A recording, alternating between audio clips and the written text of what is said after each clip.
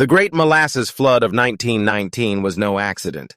It was a preventable disaster caused by corporate greed and negligence. That's a pretty harsh claim. It was just a freak accident, a tank burst, and molasses flooded the streets. Freak accident?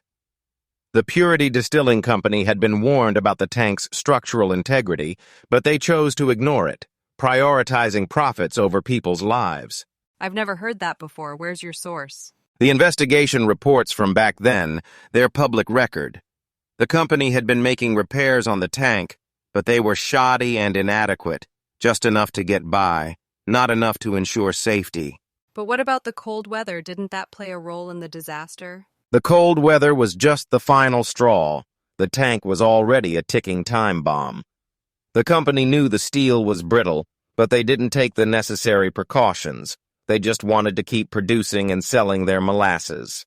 That's a pretty damning accusation. Do you think the company deliberately put people's lives at risk? Deliberately or not, the result was the same.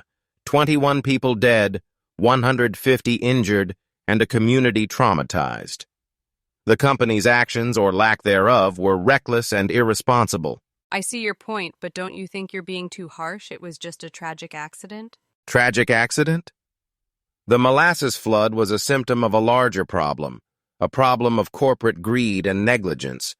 If we don't hold companies accountable for their actions, we'll just see more disasters like this in the future. So what's the solution? How can we prevent something like this from happening again? The solution is simple.